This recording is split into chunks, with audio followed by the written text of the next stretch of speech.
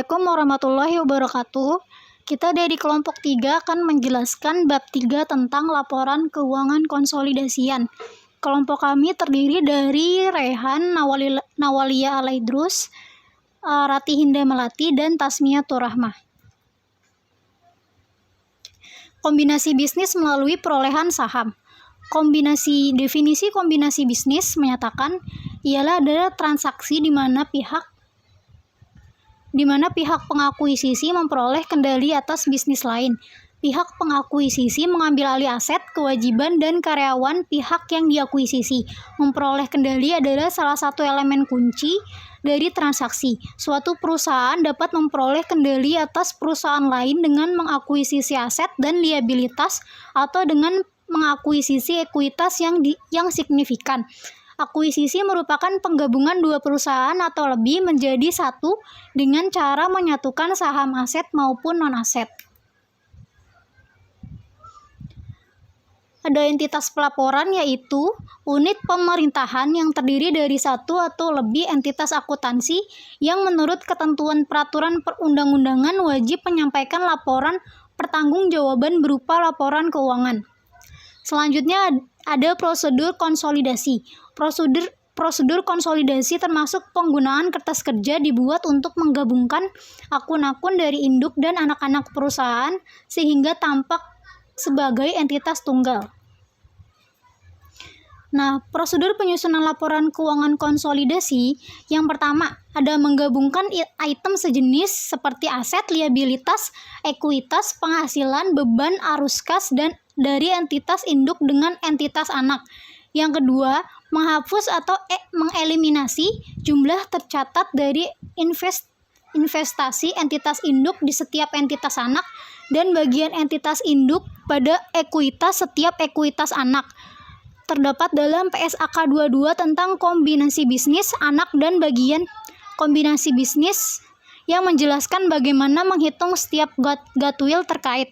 Yang ketiga, mengeliminasi secara penuh aset dan liabilitas, ekuitas, penghasilan, beban, dan arus kas dalam intra kelompok usaha terkait dengan transaksi antar entitas dalam kelompok usaha, laba atau rugi yang timbul dari transaksi intra kelompok usaha yang diakui dalam aset seperti persediaan dan aset tetap, dieliminasi seluruhnya. Kerugian intra kelompok usaha mengindikasi adanya penurunan. Yang keempat, ada menghapus atau mengeliminasi jumlah tercatat dari investasi entitas induk di setiap entitas anak dan bagian entitas, mengidentifikasi kepentingan non-pengendalian bagian kepemilikan entitas induk atas aset neto entitas anak yang dikonsolidasikan. Kepentingan non-pengendali atas aset neto terdiri dari yang pertama, jumlah kepentingan non-pengendali pada tanggal kombinasi awal yang dihitung sesuai PSAK 22. Yang kedua, bagian kepentingan non-pengendali atas perubahan ekuitas sejak tanggal kombinasi bisnis tersebut. Selanjutnya ada jurnal eliminasi dan penyesuaian. Jurnal eliminasi konsolidasi berfungsi untuk memastikan bahwa laporan keuangan konsolidasi mencerminkan dengan akurat kinerja dan posisi keuangan tanpa adanya keterlibatan dari aktivitas keuangan yang tidak wajar.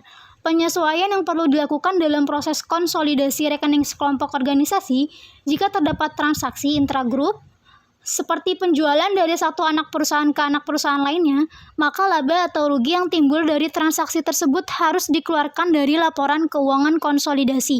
Misalnya, jika suatu kelompok usaha telah menjual aset tetap kepada kelompok lain dengan memperoleh keuntungan, maka laba tersebut harus dieliminasi dari laporan laba rugi dan neraca konsolidasi.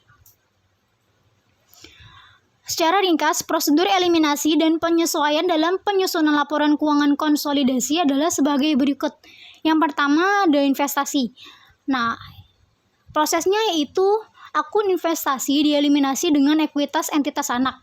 Yang kedua, akun kepentingan non-pengendalian muncul jika kepemilikan pada entitas anak tidak 100%. Yang ketiga, perhitungan perbedaan nilai wajar dan nilai buku dalam konsolidasi atau nilai wajar yang dikonsolidasi. Yang keempat, goodwill muncul jika nilai perolehan tidak sama dengan nilai wajar. Yang kedua, ada akun resiprokal atau transaksi yang timbul antara anak dan induk harus dieliminasi, contoh utang piutang. Yang ketiga, ada transaksi. Yang pertama, transaksi yang boleh diakui adalah transaksi kepada pihak ketiga. Transaksi anak dan induk harus dieliminasi, seperti jual beli persediaan, aset tetap, dan obligasi. Yang kedua, keuntungan dan kerugian hasil dari transaksi intrakelompok usaha yang diakui dalam aset, seperti persediaan, aset tetap, dan obligasi. Yang ketiga, penjualan hulu dari entitas induk. Semua laba disesuaikan mempengaruhi bagian laba induk. Yang keempat, penjualan hilir dari entitas anak. Semua laba disesuaikan mempengaruhi bagian laba kepentingan non-pengendali karena laba ada di anak perusahaan.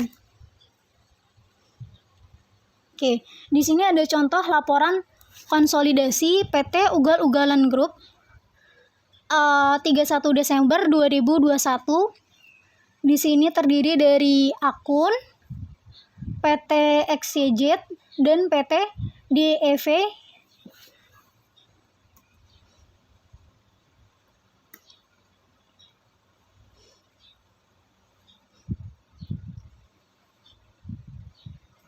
Di sini terdapat jumlah asetnya berapa, PT XYZ dan PT DEV. Terus terdapat liabilitas dan ekuitas. Lalu bagian paling bawah yaitu jumlah ekuitas dan jumlah liabilitas dan ekuitas. Oke. Kepentingan pihak non-pengendalian. Bila suatu induk perusahaan membeli anak perusahaan tidak 100%, misalnya 90%, maka yang 10%-nya disebut atau dinamakan non-controlling interest atau kepentingan dan pengendalian, sedangkan induknya disebut kepentingan pengendali, controlling interest. Selanjutnya ada goodwill. Bila suatu induk perusahaan membeli saham anak perusahaan dengan harga di atas fair value net, aset teridentifikasi yang diperolehnya, maka akan terdapat goodwill. Mengapa induk perusahaan mau membeli saham anak perusahaan dengan harga yang lebih tinggi daripada fair value saham yang diperolehnya? Karena investor melihat berbagai kelebihan dari sinerginya dengan anak perusahaan dan kelebihan-kelebihan tersebut tidak bisa diidentifikasi sehingga dikelompokkan dalam satu akun bernama goodwill. Investor akan mencatat goodwill sebagai aset di dalam neracanya. Cara menentukan goodwill. Terdapat dua cara yang diperkenankan untuk menentukan goodwill. Cara yang pertama adalah dengan mengurangkan cost atau harga perolehan dari persen kepemilikan atas nilai wajar anak perusahaan. Dengan cara seperti ini, maka goodwill yang diperoleh adalah goodwill induk perusahaan saja. Sedangkan cara kedua adalah mengurangkan cost atau harga perolehan dari nilai wajar aset neto, nilai wajar saham yang dimiliki kepentingan non-pengendali. Dengan cara yang kedua akan diperoleh goodwill untuk perusahaan sebagai satu kesatuan, yaitu goodwill induk dan anak. Urutan pembuatan jurnal eliminasi. Seiring dengan bertambahnya kompleksitas penyusunan laporan keuangan konsolidasian, ada baiknya pembuatan jurnal eliminasi diurutkan sebagai berikut. Yang pertama, jurnal penyesuaian untuk kesalahan atau pos-pos yang belum dibukukan oleh masing-masing perusahaan. Yang kedua, jurnal untuk mengeliminasi transaksi antar perusahaan yang melibatkan profit. Yang ketiga, jurnal untuk mengeliminasi dividen income dan dividen. Yang keempat, jurnal untuk memunculkan NCI expense. Yang kelima, jurnal untuk mengeliminasi akun resiprokal atau investment in S dengan akun ekuitas S. Yang keenam, jurnal untuk alokasi dan amortisasi kelebihan kos atas nilai tercatat aset neto yang diperoleh.